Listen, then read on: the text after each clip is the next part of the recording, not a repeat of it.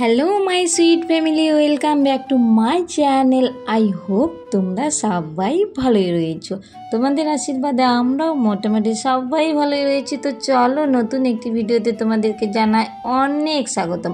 I hope আজকের video দেখতে তোমাদের অনেক অনেক ভালো লাগবে। তো চলো দেরি না করে ভিডিওটা কন্টিনিউ করতেই থাকো। আর হ্যাঁ, ভিডিওটা স্কিপ না করে দেখো, তাহলে আরও ভালো লাগবে দেখতে। তো চলো ভিডিওটা শুরু করা যাক। যেহেতু সামনে অমি পাপার অন্নপ্রাশন রয়েছে, বিশাল কাজের চাপ চলছে, আর আমাদের বাড়ি তো বিশাল একটা মাঠের মধ্যে, বুঝতেই পারছো এতটা বৃষ্টি হয় আর এত কাদা হয়। সেই জন্য সকাল সকাল ঘুম থেকে উঠেই কাজে লেগে পড়েছিলাম। তো এখন তোমাদের দাদা ভাই আর আমার ভাসুর মানে দুই ভাই মিলে কাজে লেগে পড়েছে। আর অমি পাপা যেহেতু ভীষণ চিৎকার করছিল, সেই জন্য আমি ওকে নিয়ে বসে রয়েছি। তো ফাইনালি আমাদের সামনেরটা মাটি দেওয়া কমপ্লিট হয়ে গিয়েছে। বুঝতেই পারছো মানে জল জমে যাচ্ছিল, তো এত কাদা হচ্ছিল, তাই ভাবলাম সামনে যেহেতু অনুষ্ঠান রয়েছে আর লোক এসে যখন কাদায় কিচকিচ করবে তখন অনেকটা খারাপ দেখায়, সেই জন্যই মাটি দেওয়া। তো ফাইনালি সব কিছু কমপ্লিট হয়ে গিয়েছে। এখন সামনের কাজের চাপ চলছে, বুঝতেই পারছো কোনো ভিডিও ঠিকঠাক করে শুটই করতে পারছি না। মানে বুঝতে পারছো তোমরা, এখানে প্রায় 3 দিনের ক্লিপ নিয়ে তোমাদের সঙ্গে আমি শেয়ার করছি, একটু অ্যাডজাস্ট করে নিও আর কি। কালবেলা দুই ভাই কাজ সেরে নিয়ে চলে গিয়েছিল আবার দুই ভাই হাটে, আর দিনটা ছিল মঙ্গলবার, তাই আমাদের এখানে সবচেয়ে বড় হাট হলো সরাই হাট। সেখান থেকে নিয়ে এসেছে এই যে পাঁঠা। এটা হলো অমি পাপার মানসিক ছিল, তো সেই জন্য আমরা ভীষণ চিন্তায় ছিলাম যে কবে এটা শোধ করতে পারবো। তো এখন যে শোধ করতে পারছি সেটা ভেবে ভীষণ ভালো লাগছে, কারণ আমাদের ইচ্ছে ছিল যে অমি পাপার যখন 5-6 মাসে অন্নপ্রাশন করব তখনই কিন্তু শোধ করে দেওয়ার।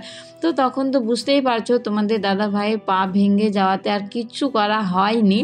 তো এখন যে হয়ে যাচ্ছে জিনিসটা, মানে এখন যে শোধ করে দিতে পারবো বা পারছি, সেটা ভেবে ভীষণ ভালো লাগছে, ভীষণ ভালো লাগছে। আর হ্যাঁ, এর পরের ব্লগেও বলবো আমি তোমাদেরকে।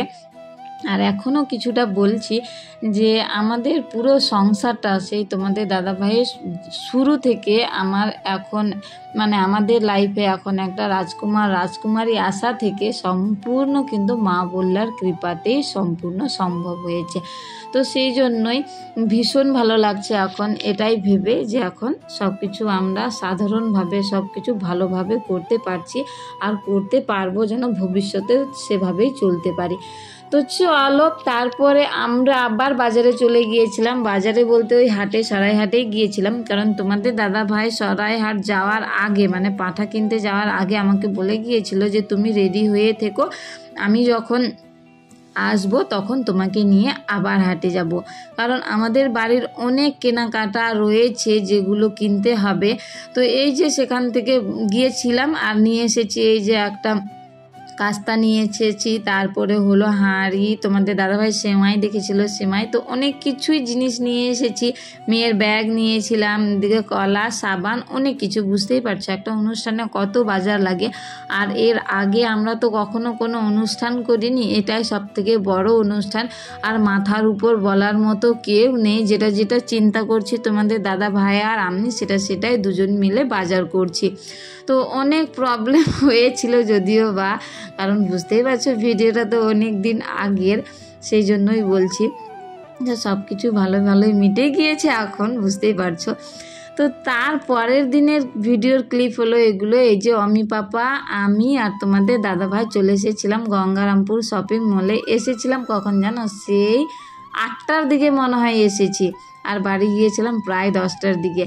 তো দিনে কিছুতেই সময় পাচ্ছিল না তোমাদের দাদাভাই, বাজার ঘাট করার সময়ই পাচ্ছিল না, মানে ঠিকঠাক এদিক ওদিক ঘোরাঘুরি করায় ব্যস্ত, সেই জন্য রাতের বেলায় এসেছিলাম। আর রাতের বেলায় এসে এত কষ্ট করে এসেছিলাম কিন্তু কোনো জিনিসই নিতে পারিনি, কারণ আমরা যেগুলো জিনিস নিতে এসেছিলাম সেখানে মলে একটাও কিছুই পাইনি। তো জাস্ট শুধু একটা মেয়ের জামা নিয়েছিলাম, একটা অমি পাপার জামা নিয়েছিলাম, তোমাদের দাদাভাই একটা জিন্স নিয়েছিল, আর একটা হাফ প্যান্ট নিয়েছিল মনে হয়, এইটুকুই মনে আছে, আর একটা মনে হয় সেন্ডো গেঞ্জি। তো আর কিচ্ছু নেওয়া হয়নি, আর সেগুলো তোমাদেরকে শেয়ারও করিনি, কারণ বুঝতেই পারছো অনুষ্ঠানের ভিড়ে আমি ঠিকঠাক ভিডিওই করিনি, কিচ্ছু ভিডিও করিনি। আর এটা হলো পরের দিনের ভিডিও। তোমাদের দাদা ভাইয়েরা গিয়েছিল ক্যান্টিনে মাল নেওয়ার জন্য। তো তো সেখানে এই যে ননদাই আর তোমাদের দাদাভাই গিয়েছিল, তো ননদাই একটু ভিডিও করেছিল, সেটাই তোমাদের সঙ্গে আমি শেয়ার করছিলাম মালদা ক্যান্টিনের, মানে মালদা বিএসএফ ক্যাম্পের।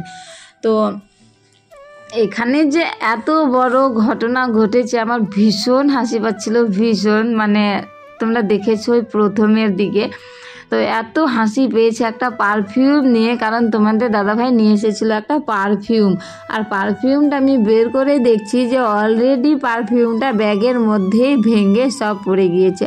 আর আমি কিন্তু প্রথম থেকেই পারফিউমের খিলাফ ছিলাম, কারণ পারফিউম একবার দুবার লাগানোর পরে পুরোটাই উড়ে যায়, ইউজ করা যায় না বললেই চলে। সেই জন্যই আমি একটু বলছিলাম, তো তোমাদের দাদাভাই আমার উপরই রেগে গিয়েছিল যে আমি নিয়েছি তো তোমার কি হয়েছে, কিন্তু পরে দেখছি যে দেখো লাগাও, কি পারফিউম নিয়ে এসেছো যে তোমার ব্যাগেই ভেঙে পড়ে গিয়েছে।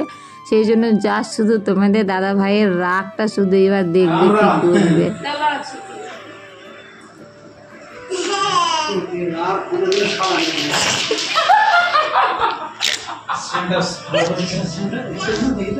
সেই গন্ধ পাচ্ছে, গন্ধই গন্ধ হয়ে গেছে।